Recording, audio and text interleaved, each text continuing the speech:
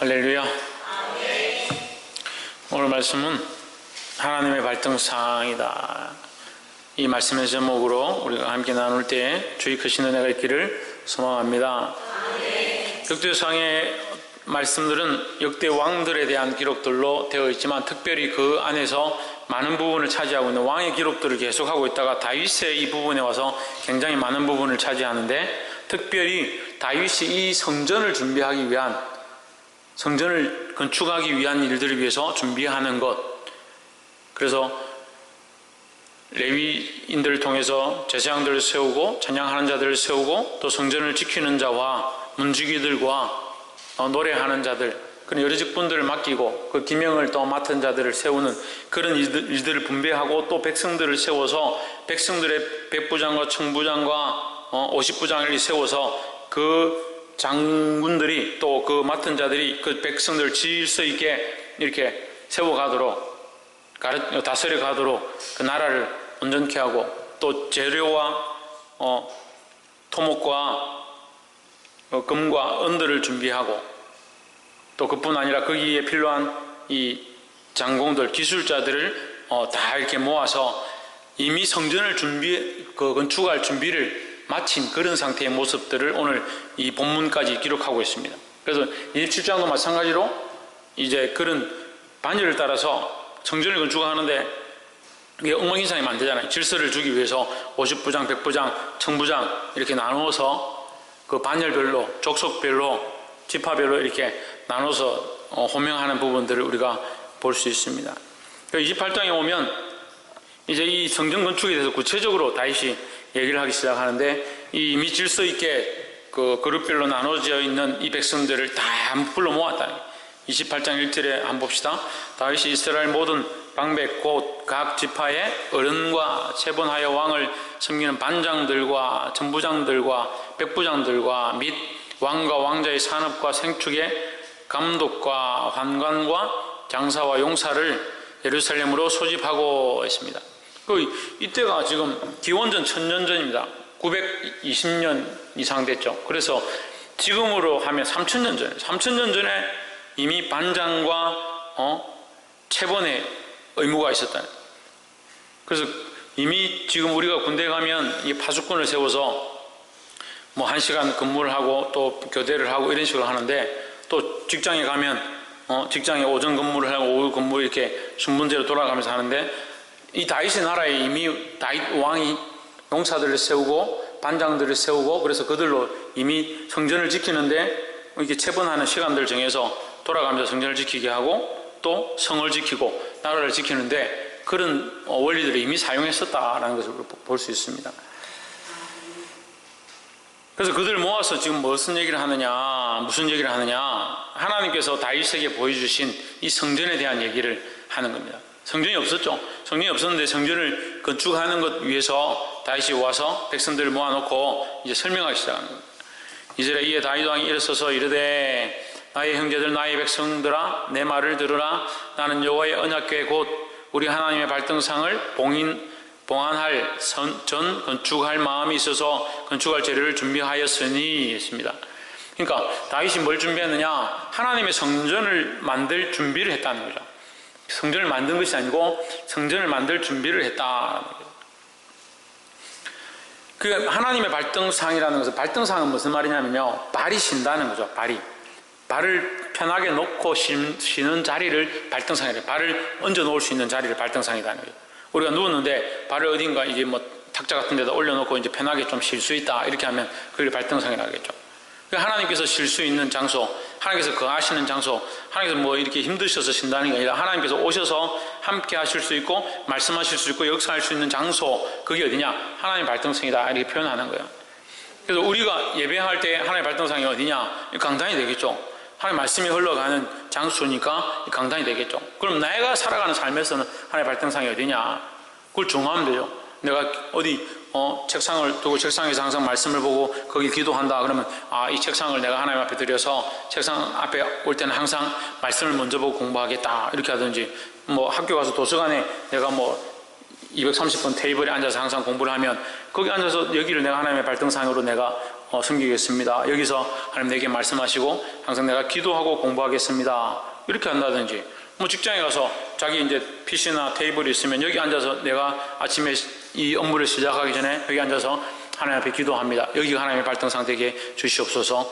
그걸 기도한다든지, 직장에서 뭐 일을 해야 된다면 일하기 전에 항상 서는 장소, 그럼 장소가 없다면 밥 먹으면서 밥 먹고 나갈 때 하나님 오늘 내가 하나님의 인도함을 받기 원합니다. 여기가 하나님 발등상 되게 하시고 내가 가는 곳마다 하나님 나와 함께 해주시기를 소망합니다. 이렇게 정하면 되는 거죠. 다윗이 하나님의 발등상, 하나님의 언약궤가 있을 장소, 거기를 만드는 것은 왜? 하나님이 이 나라의 왕이시고 이 나라를 통치하시고 이 백성들을 인도해 주시옵소서 하는 마음으로 이 이스라엘을 하나님 앞에 돌려드리는 거예요. 이 영적 의미는 하나님의 것이다는 거죠. 하나님의 것이다는 거죠. 근데 사람들의 시각은 어떻게 봅니까? 하나님의 것이라는 것보다 이 성전을 어떻게 짓느냐, 얼마나 금문보화를 많이 넣었느냐, 어떻게 아름답게 만들었느냐, 멋있느냐, 식양이 어떻느냐, 거기에 주목하다 보니까 뭘 잊어버리냐? 하나님의 것이라는 것을 잊어버리는 거예요. 이게 문제가 되는 거죠. 하나님의 것이라는 것을 잊어버리니까 뭐가 됩니까? 사람의 장소가 되는 거죠. 사람이 모여서 사람들이 즐거워할 장소가 되는 거예요. 우리가 우선으로 삼아야 될 게 뭐냐? 하나님께 돌려드릴 장소를 우선적으로 세워가야 된다는 거예요. 그래서 우리는 뭘 해야겠습니까? 하나님의 교회를 세우는데 힘써야 된다라는 겁니다. 옆에서 한번 보죠. 하나님의 교회를 세우는데 힘씁시다. 아유, 목사님 교회가 세워져 있는데, 교회 잘 세워놨는데 뭘 교회를 세웁니까? 교회를 세워놓은 이 건물을 세우는 게 문제가 아니고, 물론 건물 세우는 것도 중요하지만 더 중요한 건 뭐다? 이것이 하나님의 발등상이 되게 하는 것이다. 우리가 모여서 쓸데없는 오락만 늘 하고 엄란한 짓을 하고 게임만 하고 내가 하고 싶은 대로 한다면 이게 무슨 교회 역할을 하겠냐. 우리가 모여서 우리끼리 좋다, 우리끼리 먹고 마시자, 그런데 취한다면 어떻게 이것이 하나님의 발등상이 되겠느냐. 교회를 세운다는 것은요, 하나님이 원하시는 것을 세워가는 거죠. 우리가 모여서 영혼을 살리는 거, 생명을 살리는 거, 이웃을 돌아보는 거, 구제하는 거, 선교하는 거, 복음 전하는 거, 많은 영혼들을 하나님 앞으로 이끌어 드리는 거, 더더욱 하나님께 영광 돌리는데 집중하지 않으면 이것이 사람의 일이 되는 거예요. 사람의 일이. 근데 너무나도 많은 사람들이 사람의 일을 하고 있는 거예요. 사람의 일을. 사람들에게 어떻게 보일 것인가, 사람들이 어떻게 기쁘게 할 것인가, 사람들이 우리를 어떻게 바라보는가. 그러니까 교회가 교회된 역할을 하지 못하고, 교회가 교회로서 하나님의 발등상된, 하나님께 영광되어져야 될, 하나님이 함께 하시고 인지하시는 교회가 아니고 사람을 위한 장소가 되어버리는 그런 어처구니 없는 일들이 생긴다. 반대로는요, 너무 교회가 세상에 나아가고 사람들을 봉사하고 사람들을 돕고 구제하는 데 힘쓰다가 뭘 또 잊어버리냐? 또 하나님 잊어버려. 교회가 너무 권위적이고 너무 규모적이고 너무 재물 집중적이고 인간적으로 서도 문제지만요, 반대로 낮은 데 내려가서 사람들을 구제하고 선교하는 데만 너무 퍼주다 보니까 그 가운데, 그 행사와 그 일들 가운데 그 사업들에 집중하면서 뭘 잊어버리냐? 하나님 잊어버린 데가 있다는 거예요. 그리고 이게 정말 어려운데요, 우리가 치우치지 않는 게 정말 중요한 거예요. 왜 치우치지 말아야 됩니까? 하나님의 발등상이기 때문에요. 이게 사람의 것이 아니라는 거예요. 사람을 위해서, 사람들을 위해서 세운 것이면 사람들을 위한 데 목적을 둬야 되는 거예요. 물론 사람들을 위한 것이 필요하지요. 근데 십자가를 보면 우리 십자가의 원리에서 이거 배우는데, 뭐 이것도 좀 비유적으로 갖다 붙인 거지만 어쨌든 십자가의 원리에서 배우는데, 십자가 한쪽은 길고 한쪽은 짧죠. 그리고 짧은 쪽은 뭐예요? 사람과 사람의 관계다. 예수님이 십자가에 못 박히셨는데 원수와 사람이 연합하게, 화목하게 만드는데 희생하셨다. 또 십자가를 세우는데 하나님과 우리를 화목하게 연결하셨다라는 거죠. 그런 의미를 가진다. 그 어느 게 더 기냐? 이 가운데 하나님과 인간의 관계를 화목케 하는 것이 더 길다. 그게 더 중요하다는 거예요.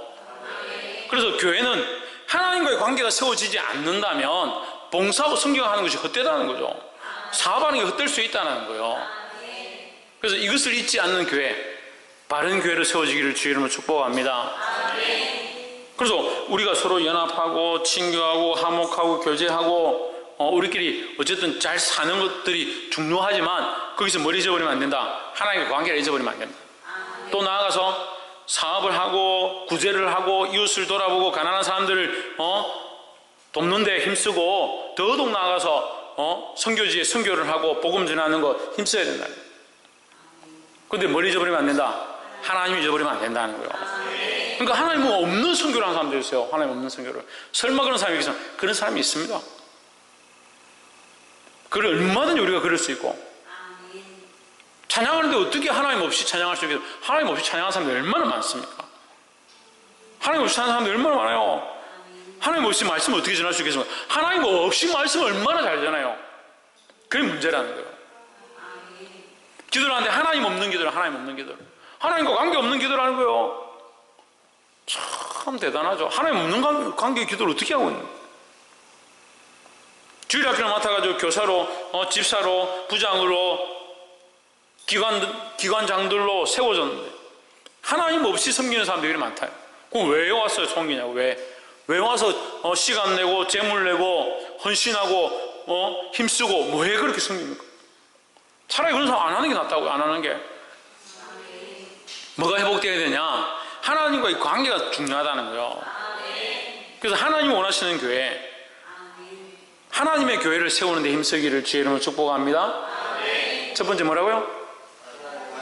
하나님이 원하시는 교회를 세우는 데 힘써야 된다는 거예요. 두 번째는 하나님의 은혜를 잊지 말자는 거예요. 하나님의 은혜를 잊지 말라. 옆에서 한번 보시죠. 하나님의 은혜를 잊지 맙시다. 그 하나님을 의지해서 교회를 세우고 하나님 뜻을 따라 봉사하고 하나님 안에서 하나님 영광을 위해서 서로 교제하고 사업하고 행사하고 직분을 맡았다. 막 하다 보면 한참 하다 보면 뭘 잊어버리냐? 하나님의 은혜를 잊어버려요. 은혜를. 다윗이요 굉장히 멋있는 부분인데 3절 오직 하나님이 내게 이르시되 너는 군인이라 피를 흘렸으니 내 이름을 위하여 전을 건축하지 못하리라 하셨느니라 했습니다. 여러분 다윗이 얼마든지 이 상황에서 원망할 수 있죠. 자기가 지금 다 준비했습니다. 여러분 지금 몇 장을 거쳐서 4장 5장 걸쳐서 다윗이 계속 얘기하잖아요. 재료를 준비하고 백성들을 준비시키고 직분자들을 세우고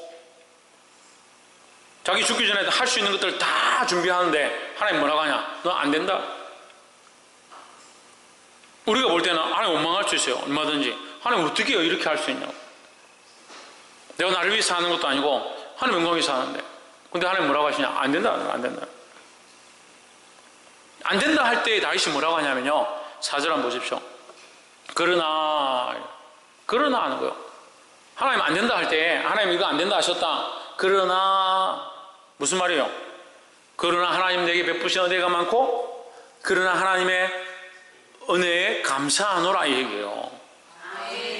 4절에 그러나 이스라엘 하나님 여호와께서 전에 나를 내 부친의 온 집에서 택하여 영원히 이스라엘 왕이 되게 하셨나니 택하신 자가 그 하나님 나를 택하셔서 나를 왕으로 삼으신 것이 더 큰 은혜다 이 얘기를 하는 거죠.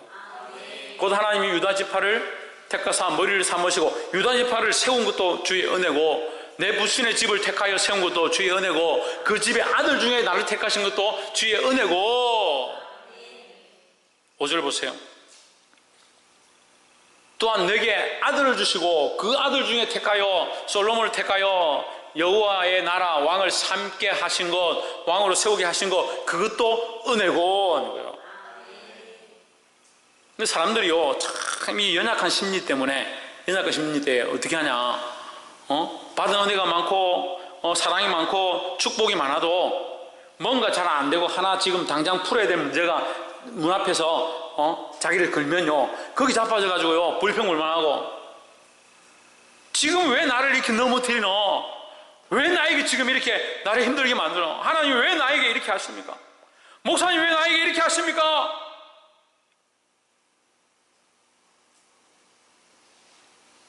목사님한테 그렇게 한 사람 별로 없지만 어쨌든 왜 나에게 지금 이렇게 하십니까? 지금까지 잘해주셨는데 왜 지금 이거 나한테 이렇게 하십니까? 반대로 생각해봐요. 반대로. 지금 이렇게 된 것은 무슨 그냥 지금까지 하나님 주신 은혜가 이렇게 많은데, 다윗의 고백이 그거라고요. 내가 지금 이 성전을 건축할 수 없지만 내가 준비를 다 해놨다. 하나님 안 된다 해서 준비를 다 해놨다. 나를 세우신 것도 하나님이시고, 그 중에 유다 지파를 세우신 것도 하나님의 은혜고, 그 집안에, 그 중에서 우리 집안을 세우신 것도 하나님의 은혜고, 그 집안에서 나를 첫째도 아닌 일곱째인 나를 왕으로 세우신 것도 하나님의 은혜고, 나의 아들 중에 솔로몬을 세워서 왕으로 세우신 것도 하나님의 은혜고, 그 솔로몬을 통해서 이 성전을 건축하게 하실 것들을 믿고 감사하노라 하는 거죠. 여러분, 1만 가지 은혜가 있고 감사가 있어도요, 한 번 불평하기 시작하면 안 돼요. 근데 한 번 불평할 거리가 있어도 1만 가지 감사할 거리가 있다는 걸 볼 수 있어야 되는 거예요. 근데 사람은 그게 잘 안 되는 거예요. 그게 잘 되는 건 다 좋죠. 목회를 해보니까 그런 것 같아요. 잘 지내고 잘 교회 섬기고 잘 봉사하다가 목사님하고 뭐 좀 오해가 생겼다, 뭐 좀 섭섭하다, 그럼 뭐 시험이 되는 거예요. 아니, 이제껏 사랑하고 섬기고 이제껏 그냥 그거 할 거 없이 지금 다 내놓고 지냈는데 하나 그거 오해 딱 생겼다고. 하나님과의 관계도 마찬가지라는 거예요. 하나님을 하나님 되게 인정한다면 그 은혜를 헤아려 보아야 되죠. 지금 못하게 하시는 것 하나님 뜻이 있을 것이고, 지금 걸려 넘어진 거 하나님께서 더 귀한 것들 주시기 원하는 뜻이 있겠구나, 그렇게 생각을 해야지. 그게 뭐다? 그게 믿음이다. 그게 믿음이다. 그게 믿음이잖아요. 하나님께서 그렇게 하실 것들을 믿는 게 믿음이잖아요. 그래서 결국 다윗이 이 솔로몬의 성전을 건축하는데 큰 기여를 하고 죽었다는 거죠.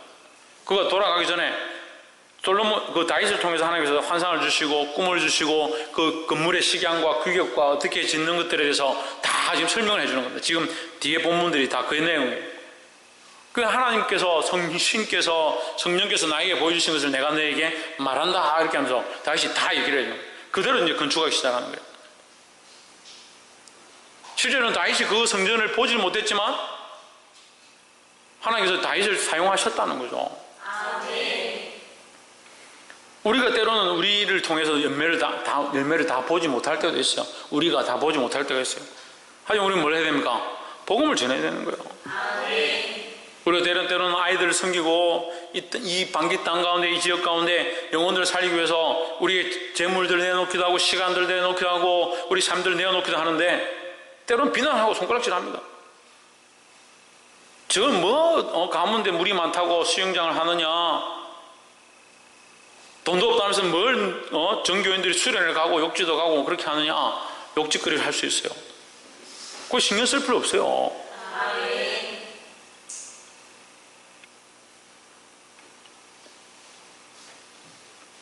우리가 하나님 중심으로 하나님 기뻐하시는 일들을 해야 될 점이 있습니다. 그래서 그런 얘기를 들을 때 섭섭하거나 원망할 필요 없다는 거죠. 무엇을 헤아려 보라? 하나님의 은혜를 헤아려 보라라는 거예요. 그 하나님의 은혜를 잊지 않기를 주의 이름으로 축복합니다. 마지막으로 9절에 내 아들 솔로몬아, 너는 내 아비의 하나님을 알고 온전한 마음과 기쁜 뜻으로 섬길지어다. 여호와께서는 문 마음을 감찰하사 모든 사상을 아시나니 내가 저를 찾으면 만날 것이요 버리면 저가 너를 영원히 버리시리라 했습니다. 자, 다윗이 솔로몬에게 얘기를 해주는데 뭘 얘기를 해주냐면요, 너희 마음, 너희 깊은 뜻, 너희의 중심, 그것을 놓지 마라 하는 거죠. 그 하나님을 섬기는 거, 하나님 믿는 거 어디로 믿느냐? 눈으로 믿는 게 아니다, 입으로 믿는 게 아니다, 말로 믿는 게 아니다. 하나님 우리의 뭘 아신다? 우리의 마음 중심을 아신다는 거죠. 그래서 내 하나님 너의 아버지 하나님을 알고 온전한 마음과 기쁜 뜻으로 섬길지어다 했습니다. 그럼 뭐가 앞서냐? 마음과 뜻이 앞서야 된다는 거죠. 겉이 중요하고 행동이 중요하고 그렇게 생각하니까 교회 헌금 많이 내면 헌금 많이 하셨군요. 어떤 교회 가니까 어떤 성도가 헌금을 뭐 몇천만 원씩 하니까 그 사람한테 가지고 얼마나 굽신거리고 인사를 하고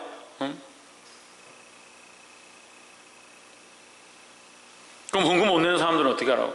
제대로 못하는 사람들은 돈에 따라서 뭐 사람 섬기고 돈에 따라서 귀하게 생각하고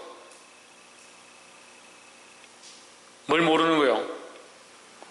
아버지의 하나님을 모른다는 하나님을 알면 온전한 마음과 기쁜 뜻으로 섬길 수 있다는 거예요.